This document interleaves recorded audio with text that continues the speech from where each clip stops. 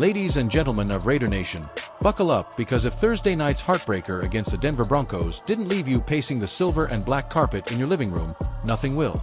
Picture this: the crisp mile-high air, the echoes of those orange-clad fans taunting our boys, and a game that slipped through our fingers like a fumbled pigskin in the snow. What if I told you that one word, loyalty, might have been the real MVP of that loss? Yeah, you heard me right. Loyalty, that unbreakable bond we all cherish in the trenches of life and football. But last night, it stepped onto the field and sacked our chances at a much-needed win.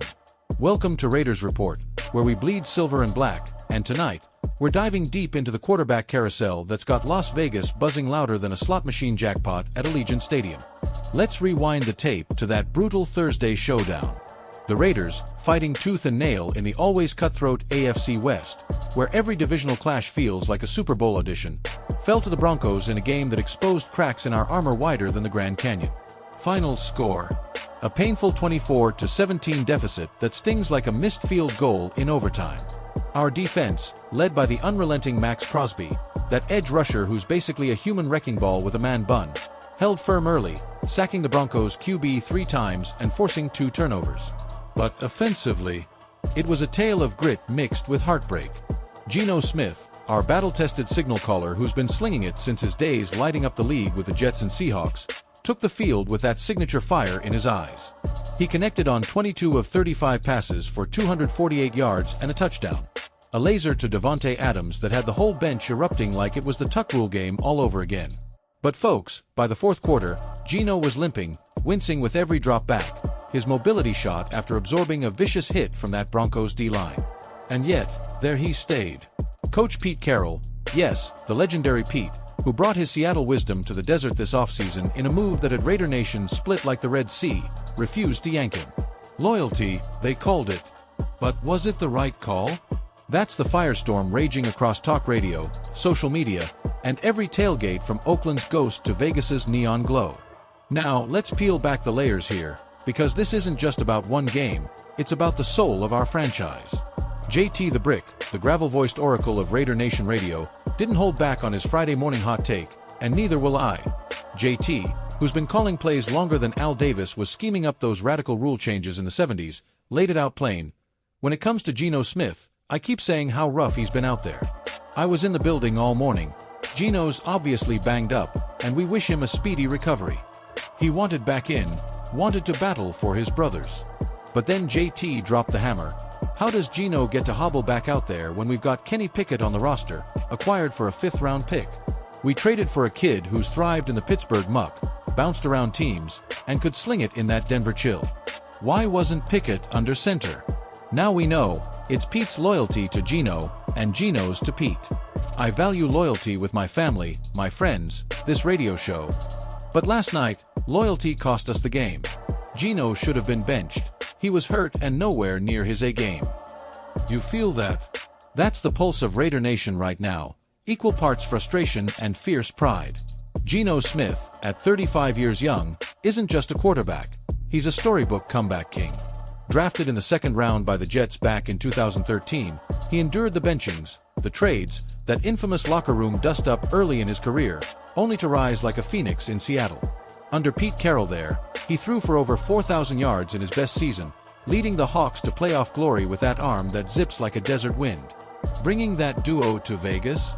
It was supposed to be the ultimate reunion, a nod to the Raiders' storied history of taking chances on gunslingers, from Ken Stabler's snake-charming cool in the 70s to Rich Gannon's MVP magic in the early 2000s. But lately, the chemistry's fizzled.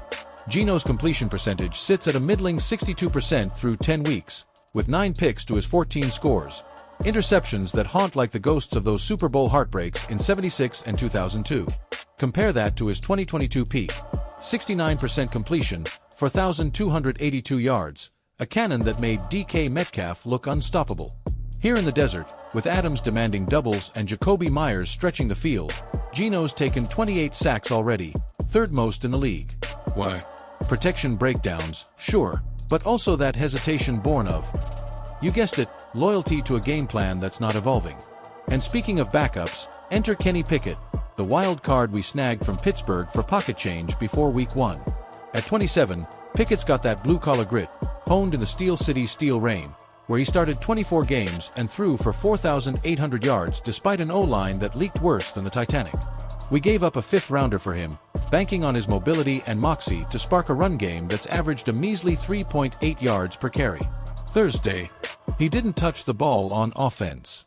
Instead, his highlight reel moment was straight out of a reality TV sideline brawl, stepping in like Dr. Phil between a heated Geno and Raheem Mostert after the veteran back whiffed on a block, leading to a sack and a turnover in the second quarter. Mostert, that elusive speedster we pried for Miami, has been a revelation. 577 rushing yards, 5 scores, but that miscue? It sparked a sideline stare-down that had cameras flashing like paparazzi at a celebrity meltdown.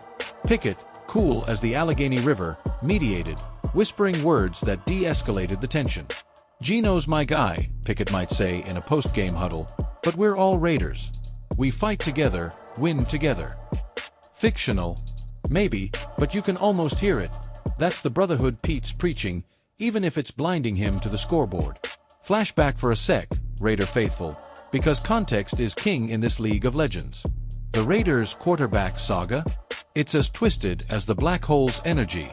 From the commitment to excellence under Al Davis, those glory days in Oakland, with the autumn wind anthem blaring and Marcus Allen juking defenders into next week, to the Vegas rebirth in 2020, we've chased that elusive ring like a bounty hunter in a John Madden video game. Remember Super Bowl 18?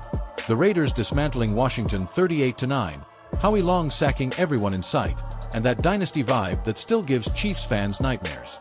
Fast forward to now, in the AFC West snake pit, where Patrick Mahomes and the Kansas City Overlords lurk, and Justin Herbert's Chargers play spoiler, we've rotated QBs like a Vegas blackjack dealer, Carr to Garoppolo to O'Connell, and now this Geno experiment.